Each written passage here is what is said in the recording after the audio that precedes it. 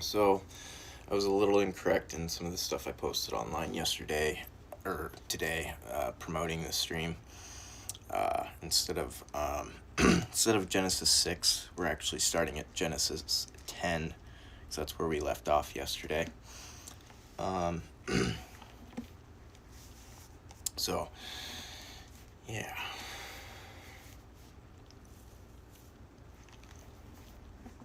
So, with Genesis 10. Now these are the generations of Shem, Ham, and Japheth. The sons of Noah and sons were born to them after the flood. Somebody's got to help me with this word. Japhethites? No. Japhethites. Yeah, Japhethites?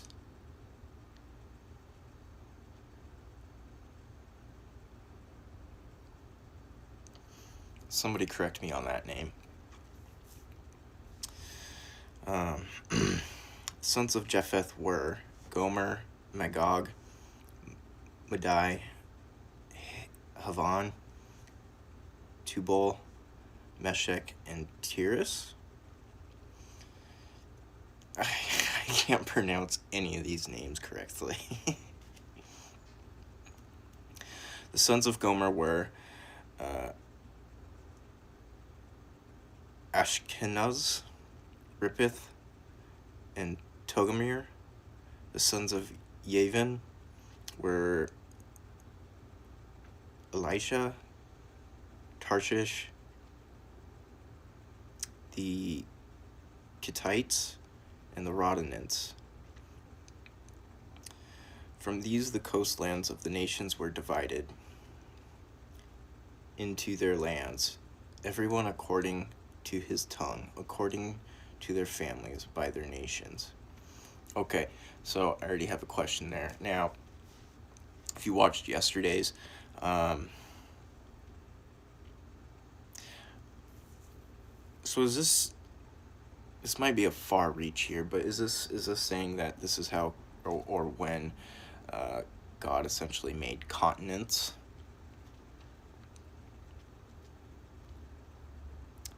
Coastlands of the nations were divided. That's verse 5. From these coastlands of the nations were divided into their lands, everyone according to his tongue, according to their families, by their nations. I mean, that's kind of how I'm viewing it just right at this moment, but, you know, like I always say, I could definitely be wrong and probably am. So the more you can help out, the better. The Hamites. The sons of Ham were Cush, Egypt, Put, and Canaan. The sons of Cush were Seba, Havilah, Sabta, Rame, and Sabteka. And the sons of Rame were Sheba and Dedan. Cush was the father of Nimrod. He became a mighty one on the earth. He was a mighty hunter before the Lord.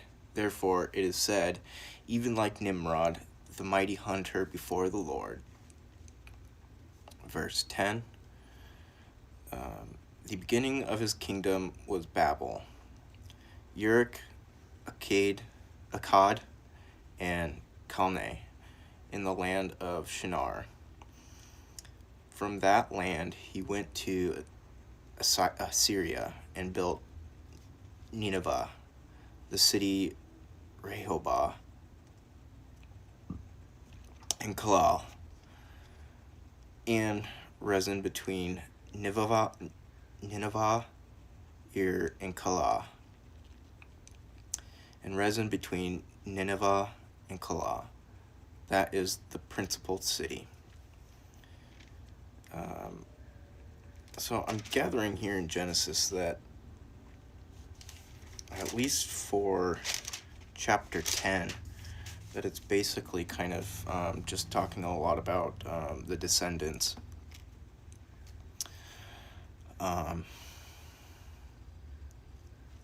Which I don't want to butcher. I don't want to butcher all of these names.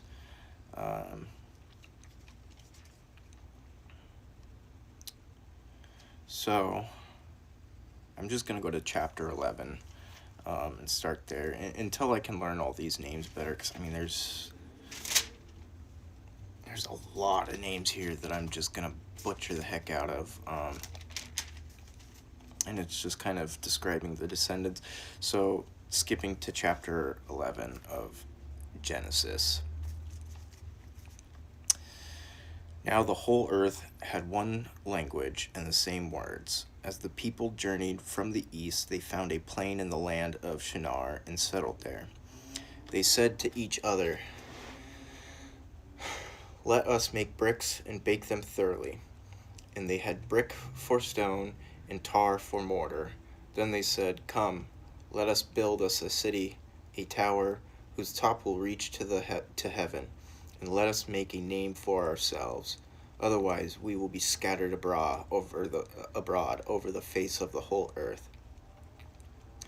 But the Lord came down to see the city and the tower that the sons of men built. The Lord said, "The people are one, and they have one language, and this is only the beginning of what they will do. Now nothing that they propose to do will be impossible for them. Come, let us go down, and there Come, let us go down, and there confuse their language, so that they may not understand one another's speech." So the Lord scattered them abroad from there over the face of all the earth, and they stopped building the city. Therefore the name of it was called Babel, because the Lord confused the language of all the earth. From there the Lord scattered them abroad over the face of all earth. Now, is it just me, or is there like a lot of like repeating? And is this so? Basically, starting at Genesis 10, verse 5 through 9, is this how like new languages came to be?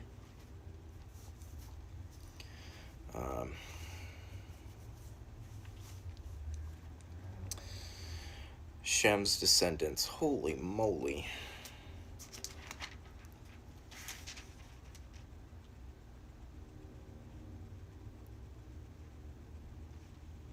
Okay. Shem's descendants. These are the generations of Shem. Shem was 100 years old, and 2 years after the flood he became the father of Arphaxad. Shem lived after the birth of Arphaxad 500 years, and had other sons and daughters. Arphaxad, I'm gonna say that might be the better pronunciation, but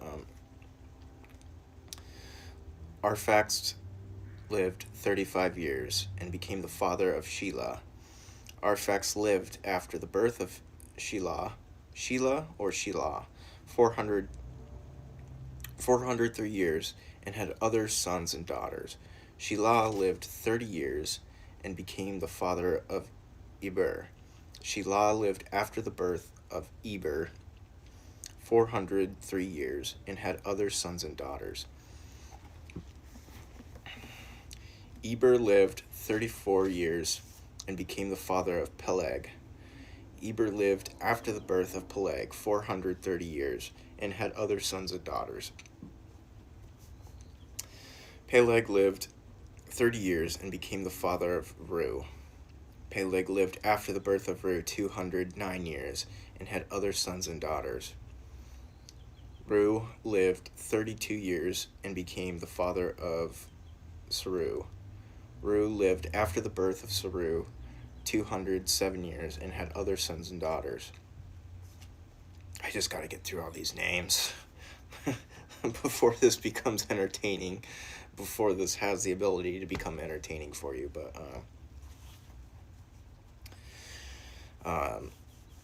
Saru lived 30 years and became the father of Nor. Saru lived after the birth of Nor 200 years and had other sons and daughters. Nahor lived 29 years and became the father of Terah. Nahor lived after the birth of Terah 119 years and had other sons and daughters. Now Terah lived 70 years and became the father of Abram, Nahor, and Haran.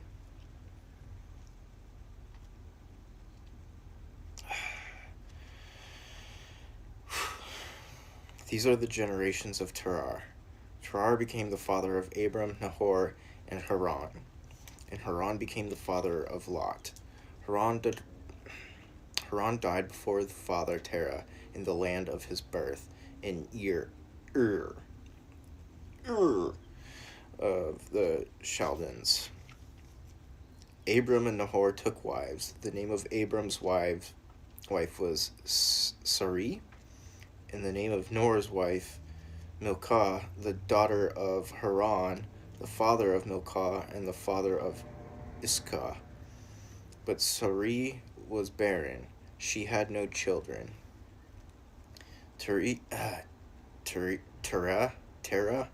took his son Abram and his grandson Lot, son of Haran, and his daughter-in-law Sarai, his son Abram's wife, and they went out together from Ur of the Chaldeans to go into the land of Canaan. But when they came to Haran, they settled there. The days of Terah were 205 years, and Terah died in Haran.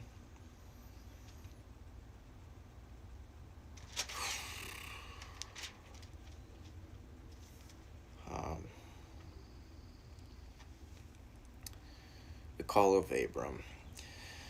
Chapter 12. Now the Lord said to Abram, "Go from your country, your family, and your father's house to the land that I will show you. I will make you a great nation. I will bless you and make your name great, so that you will be a blessing. I will bless them who bless you, and curse him who curses you, and in you all families of the earth will be blessed." So you can tell that I'm definitely new to reading the Bible. Verse 4, chapter 12. So Abram departed, as the Lord had spoken to him, and Lot went with him. Abram was 75 years old when he departed from Haran. Abram took Sarai, his wife, Lot, his brother's son, and all their possessions that they had accumulated, and the people that they had acquired in Haran, and they set out for the land of Canaan. They came to the land of Canaan. Then Abram passed through the land to the place of Shechem, to the oak of Moreh. The Canaanites were in the land at that time. The Lord appeared to Abram and said, "To your descendants I will give you this land." So he built an altar to the Lord who had appeared to him. From there he continued on to a mountain to the east of Bethel and pitched his tent, having Bethel on the west and A or I? If it's spelled A-I, I'm going to say I. Having Bethel on the west and Ai on the east. There he built an altar to the Lord, and on the name of the Lord. Then Abram continued his journey toward the Negev. Oh, I really need some help here. Holy moly. Abram in Egypt, which would be chapter 12, verse 10. Now there was a famine famine in the land. So Abram went down to Egypt to live there, for the famine was severe in the land. When he was getting near to Egypt, he said to Sarai, his wife, I know you are a beautiful woman. Therefore, when the Egyptians see you, they will say, this is my wife, this is his wife. They will then kill me, but they will let you live. Say you are my sister, so that I may be treated well for your sake. Then my life will be spared because of you.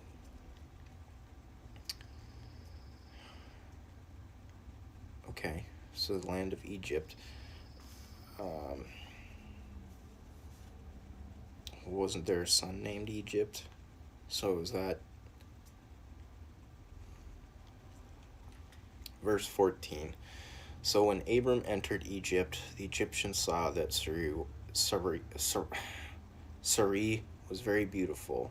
The princes of Pharaoh saw her and commended her to Pharaoh, and she was taken into Pharaoh's house.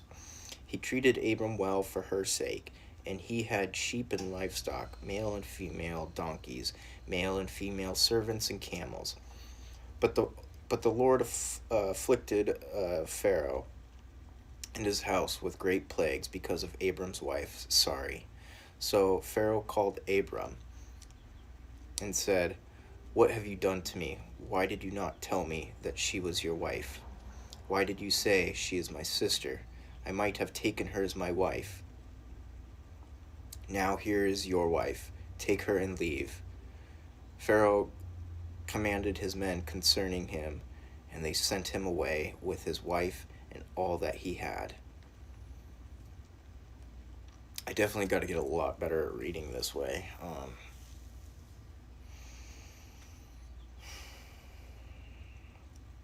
But I got to keep trying. Okay. Chapter 13. Abram and Lot. So Abram went up...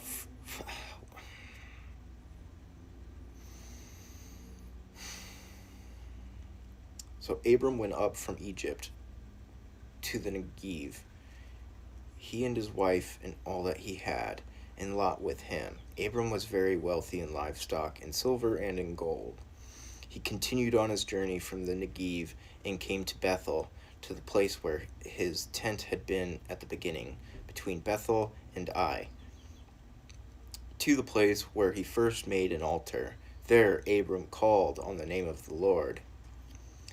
Now Lot, who went with Abram, also had flocks and herds and tents, but the land was not able to support them, both dwelling together, because their possessions were so great. And there was strife between the herdsmen of Abram's livestock and the herdsmen of Lot's livestock. The Canaanites and the here's a new one. Oh man, another new word.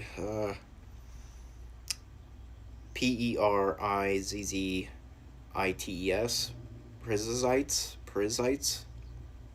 Okay, I'm going with Perizzites. And the Perizzites dwelt in the land at that time.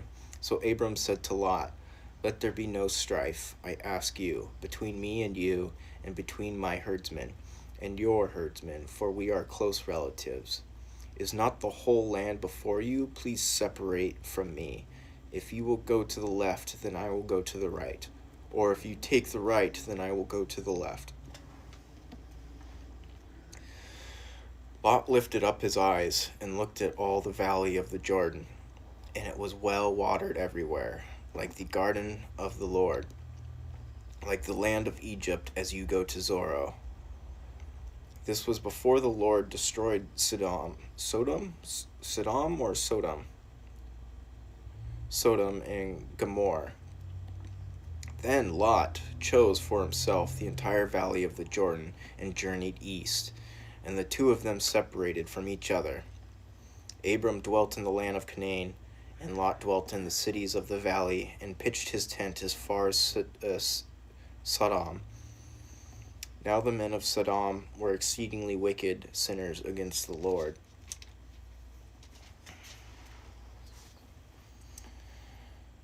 Well, what made them sinners exactly? Well, I guess I should just continue and find out. After Lot had departed from him, the Lord said to Abram, "Lift up now your eyes, and look from the place where you are, northward and southward, and eastward and westward.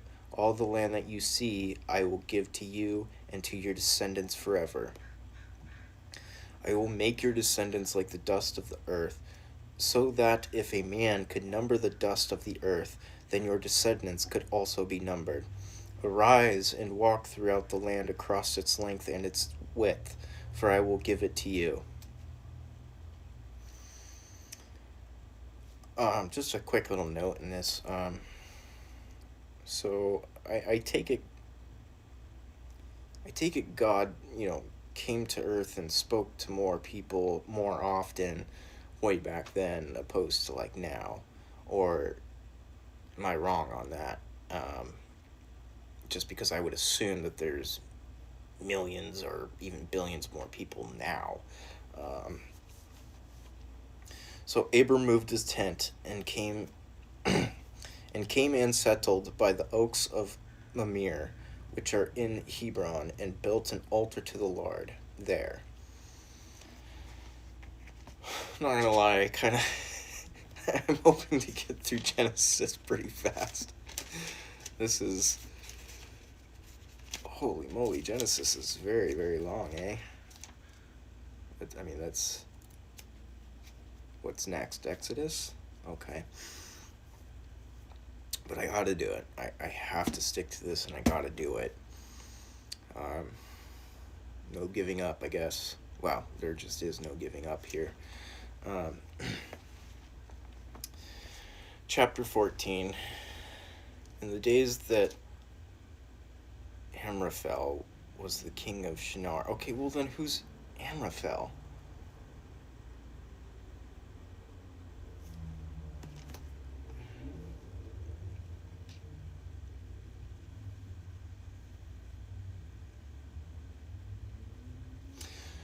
There's this real strong part of me that really wants to just skip Genesis and go straight to Exodus, but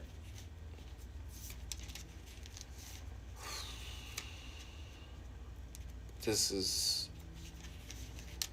not for entertainment, so I go against that, because if this was something where I'm trying to create entertainment, then yeah, I would, but it's not. I'm doing this to learn, so yeah, anyways, Genesis chapter 14. In the days that Amraphel was king of Shinar, Arok king of Elazar, Kedorlaomer king of Elam, and Tidal king of Goyim. Whew. They made war with Bera, king of Sodom, Bersha, king of Gomorrah, Shinab, king of Admah, Shember, king of Zeboim, and the king of Bela, that is Zorah. All these were joined together in the valley of Siddim, that is the Dead Sea. For 12 years they had served Kedorlaomer.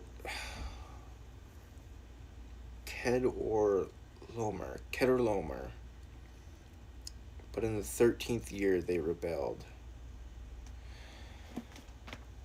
Oh, this hurts my brain like a lot. Okay. Okay. The quitter in me wants to just give up and skip ahead, but no. If anything, I'm just going to pray real quick. Dear Heavenly Father, as I read your word, I ask for your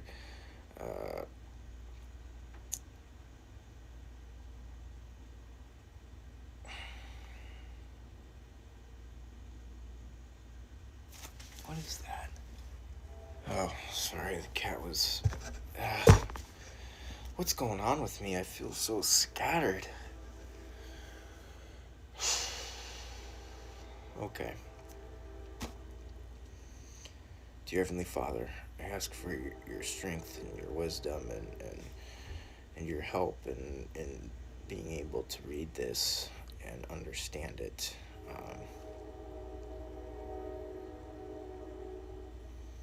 As I want to learn your word. So I ask for your help. In Jesus' name, amen.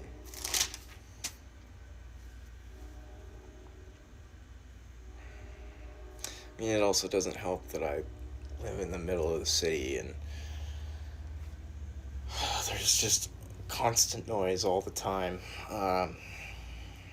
Not my favorite, but hey, I'm here, so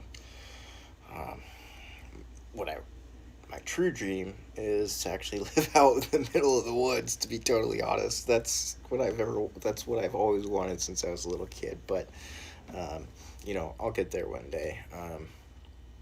I feel like I will be rewarded eventually with having that ability to live out in the woods with no neighbors. But anyways,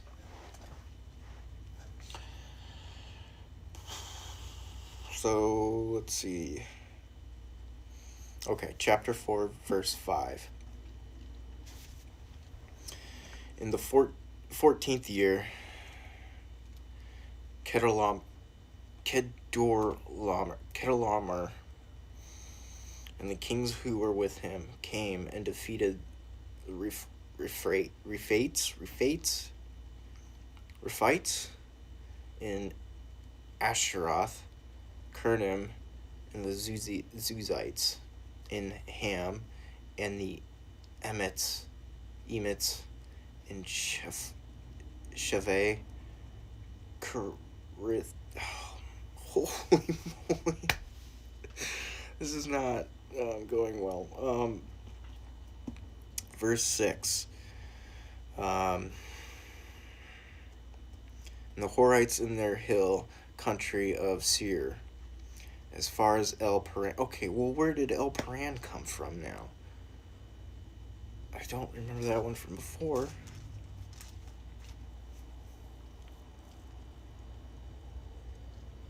Okay, I'm just going to go on. As far as El Paran, which is by the wilderness.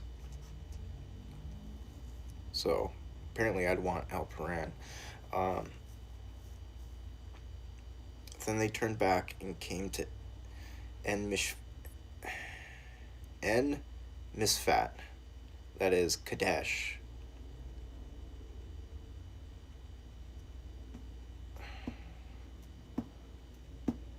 So am I to assume that Mishfat used to be called Kadesh? Okay.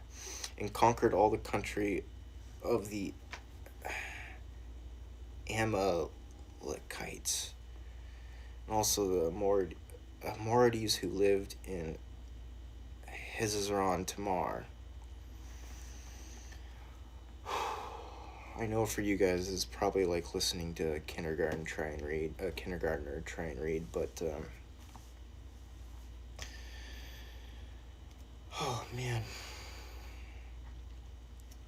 I guess this is a great way for me to practice patience and learn how to not get so frustrated so easily. Then the king of Sodom, the king of Gomorrah, the king of Admah, and the king of Seboim, and the king of Bela, that is, Zorah, came out, and they journeyed together in battle in the valley of Siddim. Okay, well, why are they all battling? That's...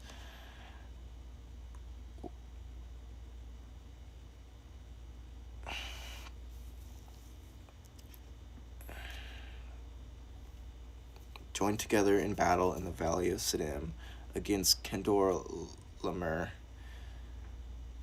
the king of Elam, Tidal king of Goyim, Amraphel king of Shinar, and Arok king of Elazar, 4 kings against 5. Now the valley of Siddim was full of tar pits, and as the kings of Sodom and Gomorrah fled, some fell in them, and the rest fled to the hill country. Then they took all the possessions of Sodom and Gomorrah, and all their provisions, and departed. They also took Lot, Abram's brother's son, who lived in Sodom, and his possessions, and went their way.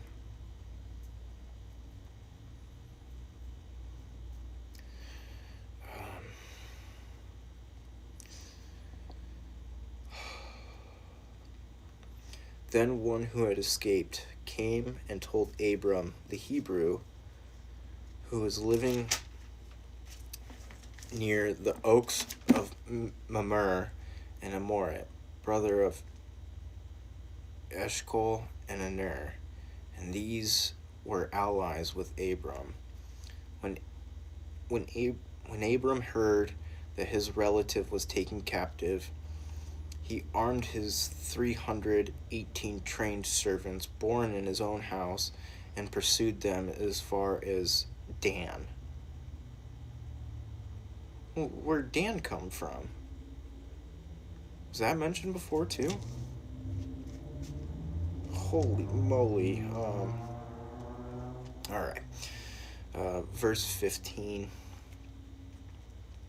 Chapter 14, verse 15.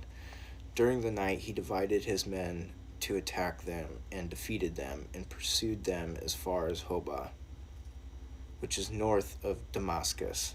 He brought back all the possessions, along with his relative Lot and his possessions, and also the women and the people. Okay. Melchizedek blesses Abram. Verse 17.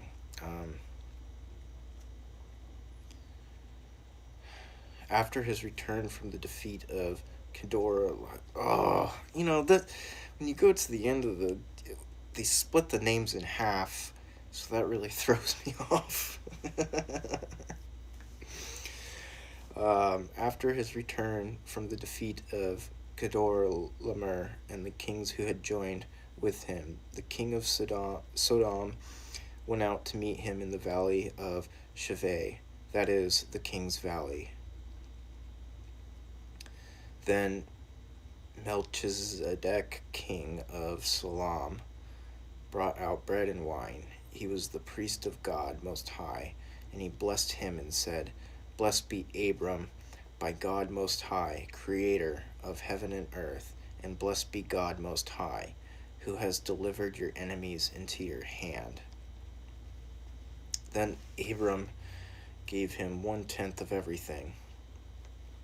The king of Sodom said to Abram, Give me the people and take the goods for yourself. But Abram said to the king of Sodom, I have lifted up my hand to the Lord, God Most High, the possessor of heaven and earth, that I will take nothing that is yours, not a thread or a sandal strap, lest you say, I have made Abram rich. I will accept only that which my men have eaten, and the portion that belongs to the men who went with me. Aner, Eshcol, and Mamre.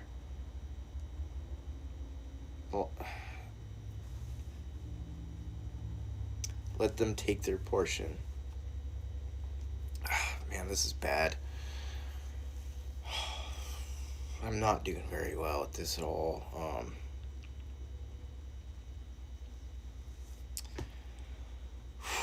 Okay, bear with me as I still try and pronounce all these words correct, or all these names correctly. This is a lot. So now we're on chapter 15. Oh, sorry, so sorry. Man, I really need your guys' help on this. Holy cow, But like I said, I'm not gonna give up here. I'm going to go all the way through Genesis, no matter how hard it is, because I'm not here for entertainment. I'm here to learn, and that's the point, even if I want to pull my hair out. So chapter 15, the Abrahamic covenant. After this, the word of the Lord came to Abram in a vision, saying, "Do not fear, Abram. I am your shield, your exceedingly great reward." But Abram said, "Lord God, what will you give me, seeing I am childless, and the heir of my house is Eleazar of Damascus?" Abram said, "Since you have not given me any children, my heir is a servant born in my house." Then the word of the Lord came to him, saying, "This man will not be your heir, but a son that is from your own body will be your heir." He brought him outside and said, "Look up toward heaven and count the stars, if you are able to count them." And he said to him, "So will your descendants be?" Abram believed the Lord, and he credited it to him as righteousness. He also said to him, "I am the Lord who brought you out of Ur of the Chaldeans, to give you this land to possess it." But Abram said, "Lord God, how may I know that I will possess it?" So he said to him, "Bring me a 3-year-old heifer, a 3-year-old female goat, a 3-year-old ram, a turtle dove, and a young pigeon." Then Abram brought all of these to him, and cut them into, and laid each piece opposite the other. But he did not cut the birds in half. When the birds of prey came down on the carcasses, Abram drove them away. As the sun was going down, a deep sleep fell on Abram, and terror and a great darkness fell on him. Then he said to Abram, "Know for certain that your descendants will live as strangers in a land that is not theirs, and they will be enslaved and mistreated for 400 years. But I will judge the nation that they serve, and afterward they will come out with great possessions. As for you, you will go to your fathers in peace, and you will be buried at a old age.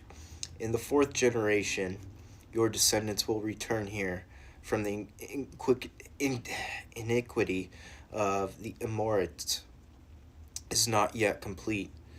When the sun went down and it was dark, a smoking fire pot with a flaming torch passed between these pieces. On that same day the Lord made a covenant with Abram, saying, "To your descendants I have given this land from the river of Egypt to the great Euphrates River, the land of the Kenites, the Kenizzites."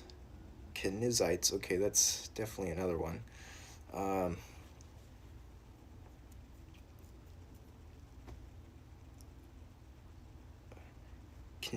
Kenizzites, the Canaanites, Hittites, the Perizzes, the Rephaites, the Amorites, the Canaanites, the Girgashites, and the Jebusites.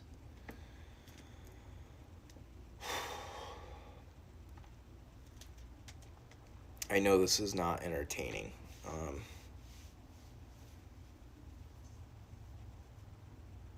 Man, I really want to give up, but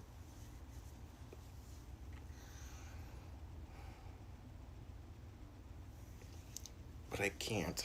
I can't give up.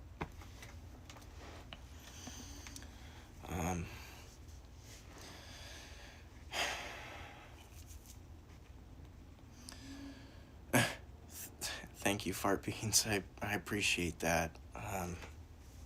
This is the mission I'm on, and I gotta do it. I said I would read all the way from start to finish, and I have to do that, no matter how bad it all sounds, no matter how frustrated I get.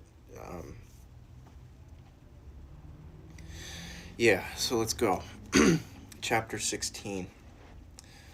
The birth of Ishmael. It's also getting ridiculously hot in here.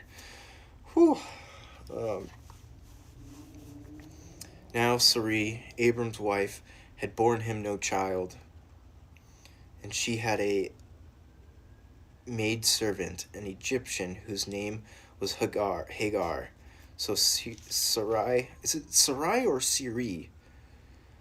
Sarai said to Abram, "The Lord has prevented me from having children.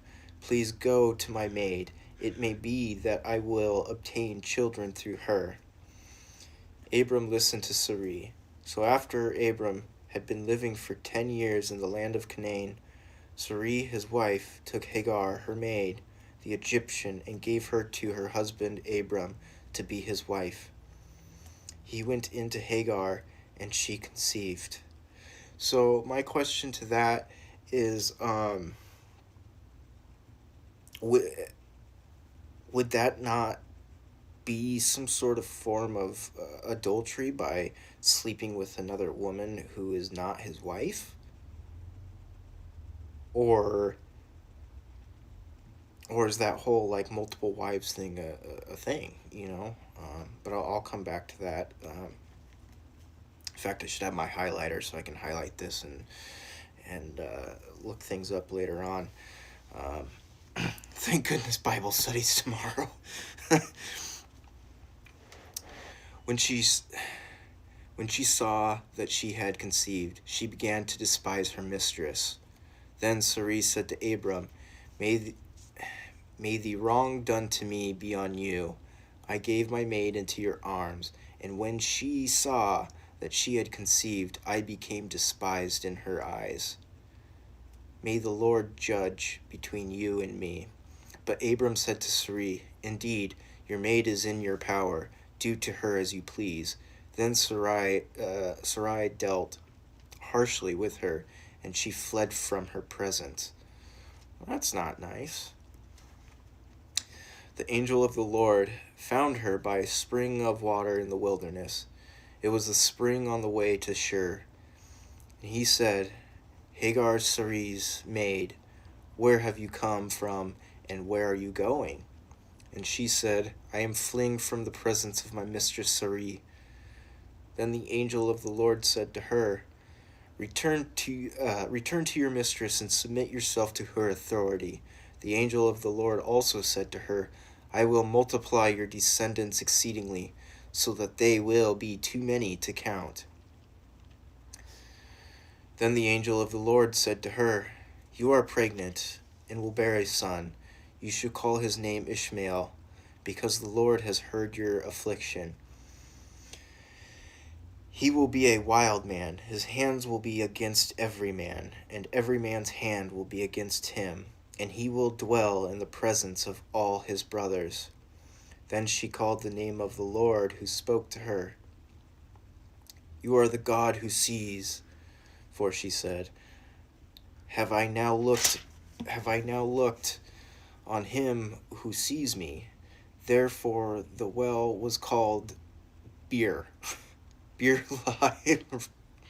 Sorry, that's kind of funny. Will be called Beer Lahai Roy. It is between Kadesh and Bered. I want to say Bered, but anyways, verse 15.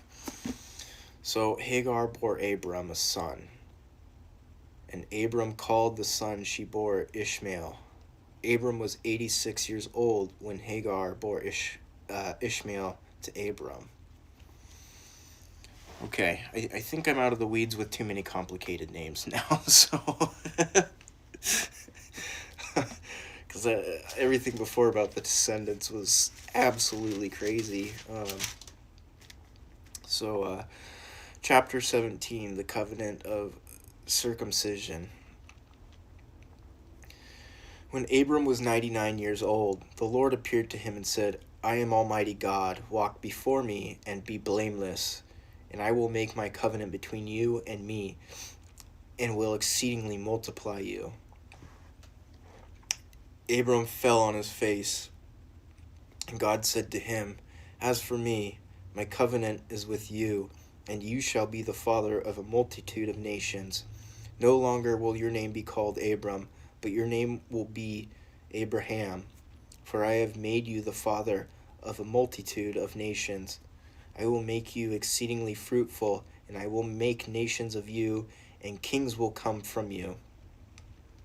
I will establish my covenant between me and you and your descendants after you throughout their generations for an everlasting covenant, to be God to you and your descendants after you.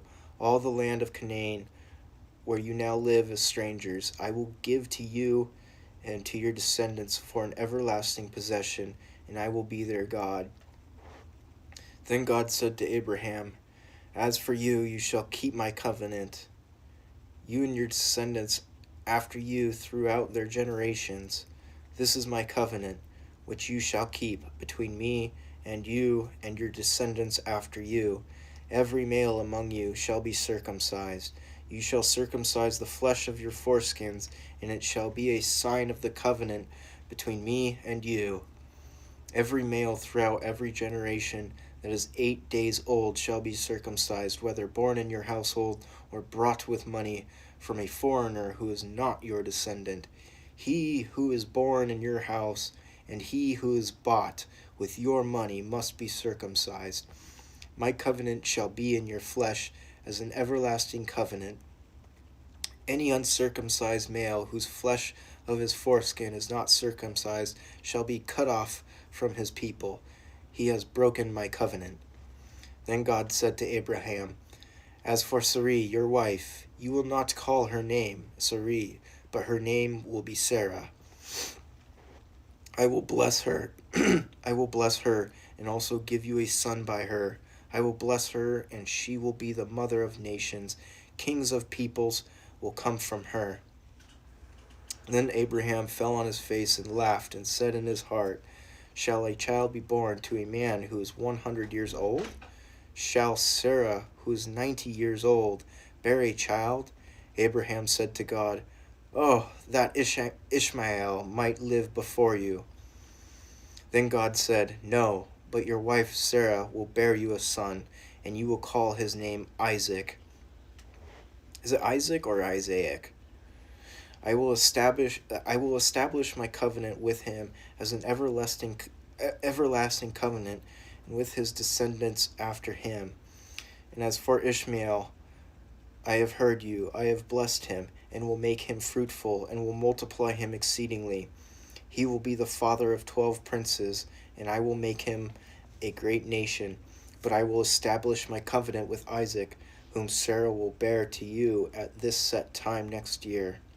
Then he stopped talking with Abraham, and God went up to him. Then Abraham took Ishmael, his son, and all who were born in his house, and all who were brought with his money, every male among the men of Abraham's households, and circumcised the flesh of their foreskins that very same day, as God had said to him. Abraham was 99 years old when he was circumcised in the flesh of his foreskin. His son, Ishmael, was 13 years old when he was circumcised in the flesh of his foreskin. Abraham and Ishmael were circumcised on the same day. All the men born in Abraham's household or brought from foreigners were circumcised with him. So my question to that, so basically everybody from before that was uncircumcised, and I'm assuming this is the start of what we see now with circumcisions.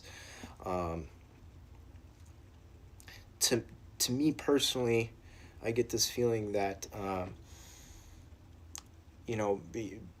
because we're in such let's say darker end times right now, that that's why there's such this big push against not circumcising your child anymore.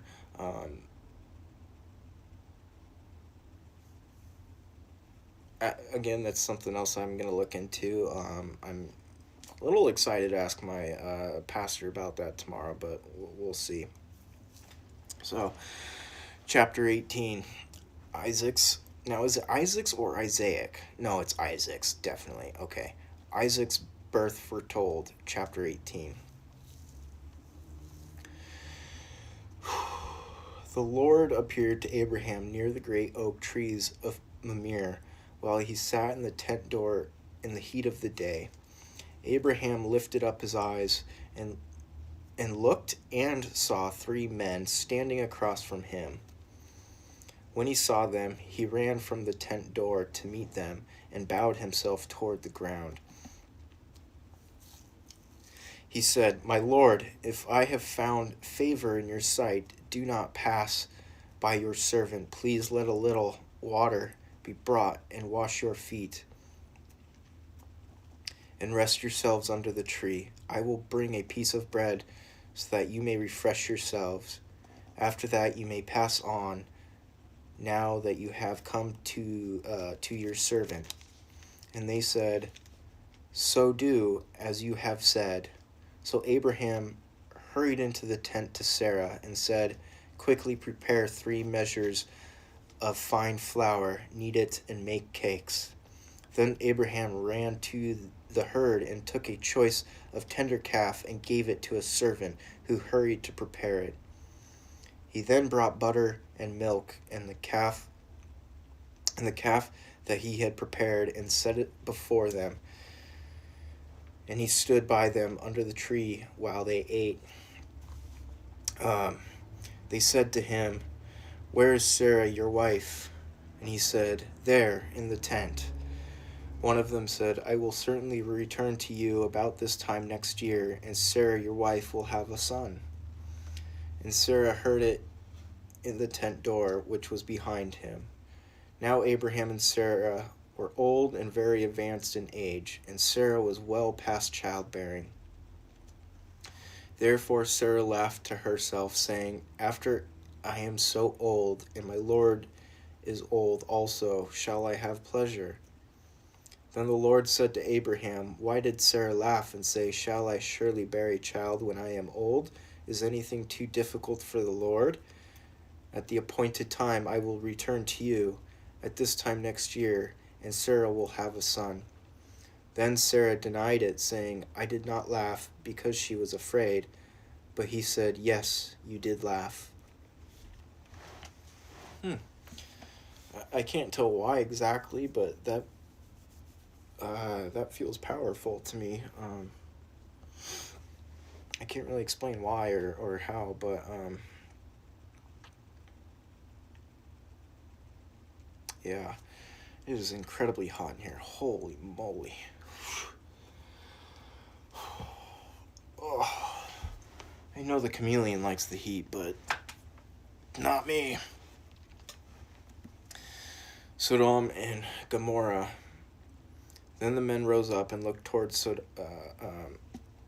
Sodom, and Abraham went with them to see. So many repeated words is what throws me off. And Abraham went with them to see them on their way. Then the Lord said, "Should I hide from Abraham?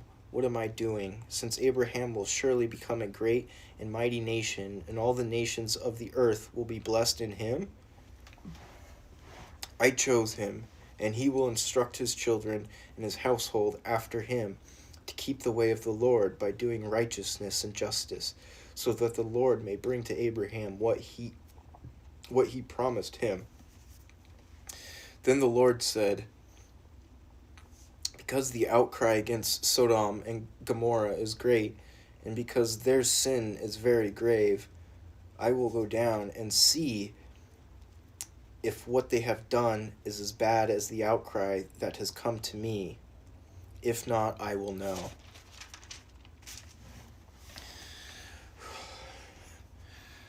Yeah, that's. I mean, he's a little far away, but that's my chameleon. I just call him the dragon. He's really cool. I really like him. I've had him for close to 2 years now. We're at that point where every time I come here, he just instantly thinks I have food for him, and yeah, so I just feed him straight out of my hand. But anyways, I didn't go too far today. If not, I will know. Okay. Verse 22. Hey, thanks for sticking around, and I appreciate it. I kind of needed that support. I was starting to get so frustrated, so I really appreciate that. Thank you. Verse 22. The men turned away from there and went toward Sodom, but Abraham remained standing before the Lord. Then Abraham drew near and said, "Shall you also destroy the righteous with the wicked? What if there are 50 righteous in the city? Shall you also destroy and not spare the place for the 50 righteous who are in it? Far be it from you to do such a thing as this, to slay the righteous with the wicked, so that the righteous should be treated like the wicked. Far be it from you." Okay. Should not the judge of all the earth do right? So the Lord said, "If I find in Sodom 50 righteous within the city, then I will spare the entire place for their sakes." Then Abraham answered and said, I who am but dust and ashes have taken it upon myself to speak to the Lord. Suppose there were 5 less than the 50 righteous. Will you destroy all the city for lack of 5? And he said, "If I find 45 there, I will not destroy it." And he spoke to him yet again and said, "Suppose there will be 40 found there." So he said, "I will not do it for the sake of 40. Then he said to him, "Let not the Lord be angry, and I will speak. Suppose there will be 30 found there." Again he said, "I will not do it if I find 30 there." He said, "Behold, I have undertaken to speak to the Lord. Suppose 20 are found there." He said, "I will not destroy it for the sake of 20. Then he said, "Let not the Lord be angry, and I will speak only once more. Suppose 10 will be found there." Then he said, "I will not destroy it for the sake of 10. So the Lord went his way as soon as he had stopped speaking to Abraham, and Abraham returned to his place.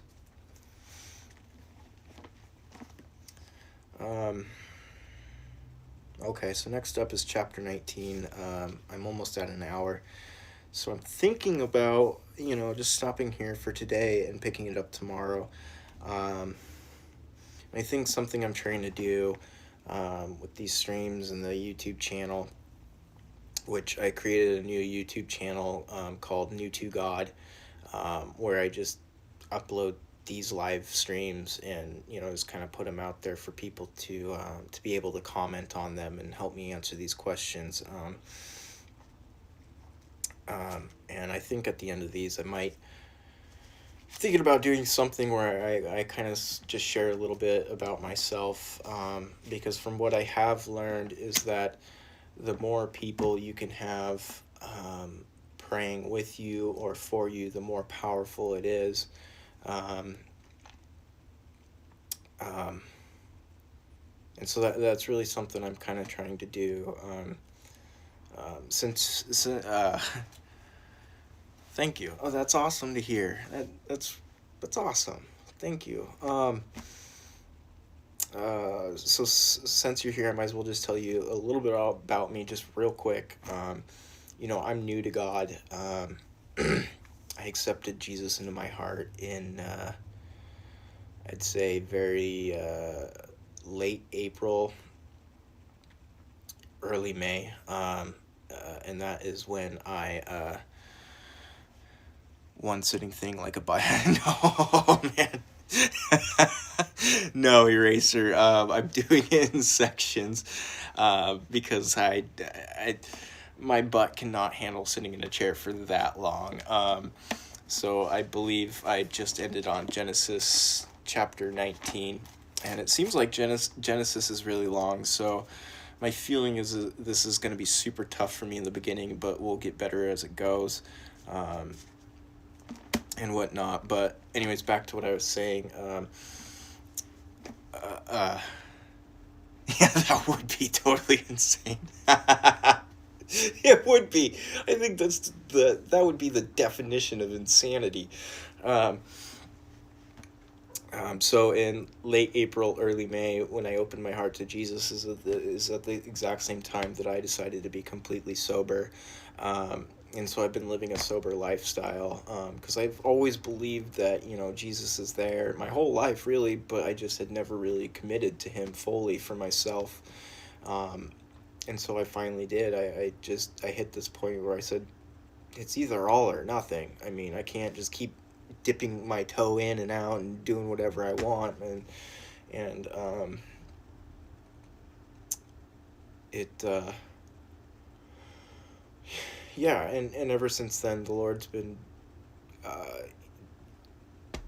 doing crazy things for me and a lot of good, and is also putting me through some really hard times, and I was expecting that, though. Um, for example, my entire life, it's always been extremely easy for me to get a job like that. I'm a hard worker, et cetera, et cetera. Um, but once I got out of treatment and have really dedicated myself to God, um, it's been impossible. I mean, I've applied to, you name it, I've applied. I can't get anything, and that's with 11 years in construction, experience in another 5 years in like hospitality, um, and I was really really worried about it for a while. But Billy Graham, I listen to a lot of Billy Graham. I love how direct he is, and so, to answer your question, Eraser, that's actually a question that I have as well. This is the Bible that my grandma gave me, many many years ago, that I had kept but just never cracked open. In my grandma's New Testament, um, and so I'm assuming it's a mixture of both. Considering later on in this Bible, they refer to Jesus as Yeshua. Um, but that's something I'm learning. Like I said, I'm new, and I'm just doing this as a way for people to be able to help answer my questions so I can grow stronger and stronger. Because like I said, I'm not working right now, so I'm home a lot, and so I figured, why I might as well just go all in. But anyways, back to what I was saying. So I've been months without a job, and it's been really really hard. Um, but I was watching Billy Graham, because a Billy Graham video pops up and it is always very specific to whatever I'm feeling, just like that. It is the craziest thing. If I'm really going through something, it's like I open my phone and there's this Billy Graham video that's just boom right there. That's exactly pertaining to what I'm going through, and the one that I saw was like, "Don't worry, don't seek a job," something along the lines of just believe in God, and so that's what I've been doing. Um, and there's a chance I could become homeless for a little while, but that's totally okay. Because there's also something in the works for me, in the future, for a living situation. So I'm not, for whatever, because I'm a person with a ton of anxiety. I mean, you name it, anxiety. Whew, but I don't feel that in regards to this. So I really feel like that is God speaking to me, trying to tell me, don't worry, I have a plan for you. Just keep serving me. And so that's my plan. Um, and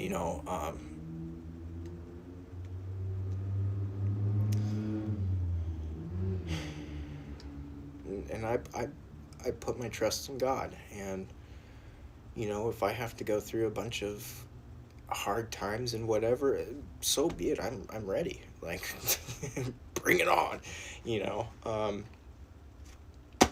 But yeah, thank you.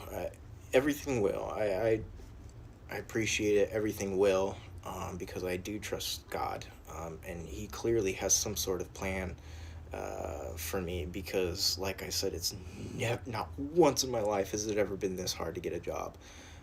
I mean, I'm not even getting callbacks at like minimum wage jobs, which is beyond bizarre for me. Um, but I'm just gonna persevere, keep putting my faith in God.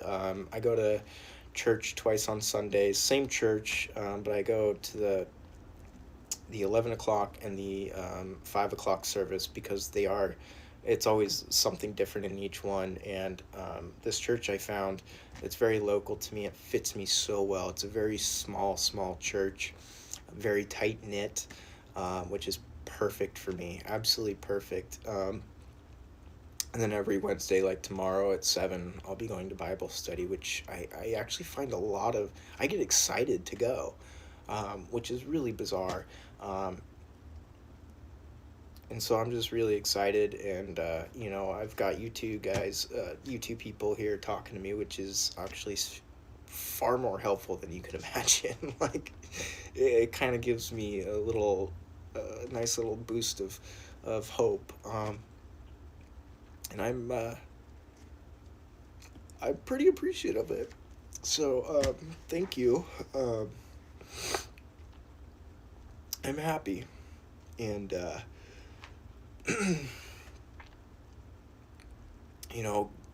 God has blessed me with a daughter who I love so much, and she's always with me. And and if anything, she's been my biggest fan. She really, really looks up to me, and she comes to church with me all the time. Sits in the big people church because she doesn't want to be with the other kids. But um, since you guys have been so helpful, for me tonight, is there anything I can pray for you guys when I pray later tonight? I mean, even though I pray multiple times a day and night, is there anything I can pray for you? I'd like to do that. So,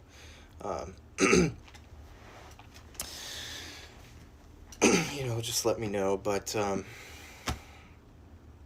yeah, I made a big batch of bacon earlier, and I think I'm going to devour it here in just a little bit. So, I love bacon and eggs way too much. But man, I almost want to continue reading, but the temperature in here is skyrocketing. Holy cow. So I have to close my windows because, I live in town, and um, you could eat breakfast for any meal. Yeah, I feel the exact same way. I'm such a meat and potatoes guy, but bacon and eggs just takes the cake for me. I mean, holy moly. And I got that, like, real extra thick bacon. It's almost ham at that point.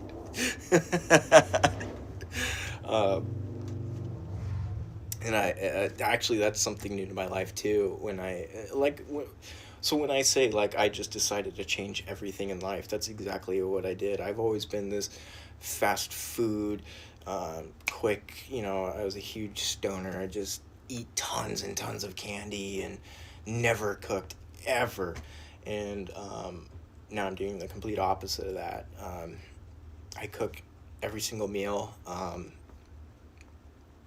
mean, I've been making these big old pots of beef and potato stew with all sorts of vegetables. In fact, last time I made stew, I really like onions, and so I cut up some green onions, and then I thought, why don't I just regrow them? So, so that's what I'm doing. And eventually, when I hopefully do move to a new home in September-ish, which this opportunity is absolutely amazing. And I'm going to be on an acre of land, and I really want to start growing a lot of my own produce as much as I can. So that's going to be great. But yeah, so I've been eating really healthy these days. I've always been a super skinny guy my whole life, and still skinny, but not as skinny. So, and I'm also hoping to make a separate, what is this called? Twitch. Because I have been using this Twitch a lot for just video games and stuff like that.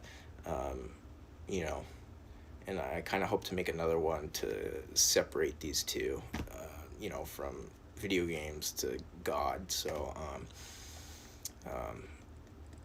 yeah. Thank you guys for being here. Really appreciate it.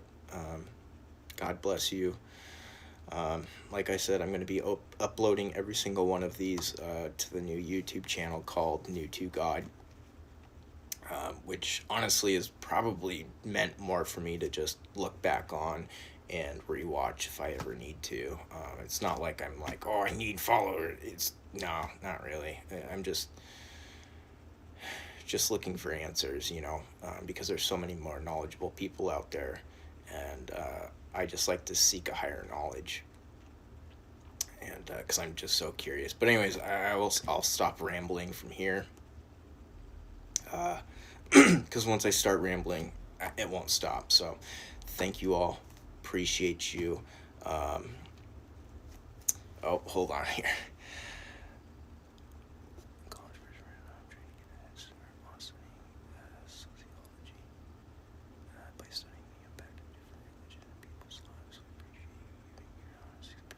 Oh, you're welcome, man. I'm glad I could help.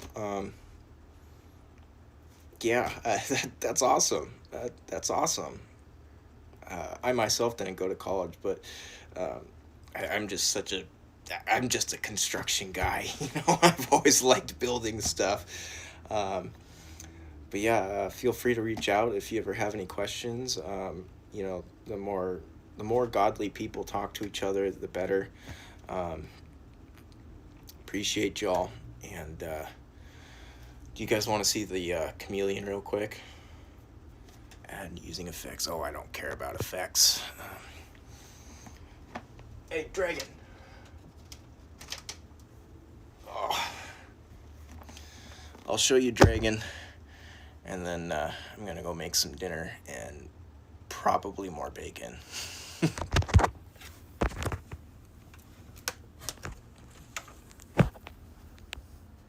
That's dragon.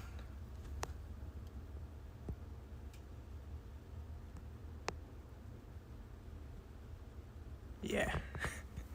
Anyways, thank you. I should be on tomorrow. I may not be on tomorrow just because we have really late Bible studies, but I may. But yeah.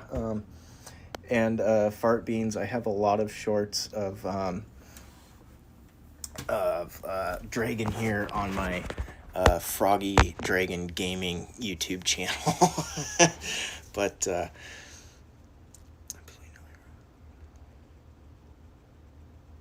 oh, no, I wasn't putting it like that at all. Like I'm a huge advocate for manual labor jobs. Like I love the work that I've always done. You know, I build a lot of houses, remodel houses, and I love it. I guess what I meant was, when I was in high school, it was always hard for me to focus on school and whatnot because I love to build things, and you know, I don't think lesser of construction people at all, so I'm not sure why I phrased it that way earlier, but no, I have to work outside, you know, and I have to repair things, build things, and yeah, so anyways, good luck to you in college. Work hard.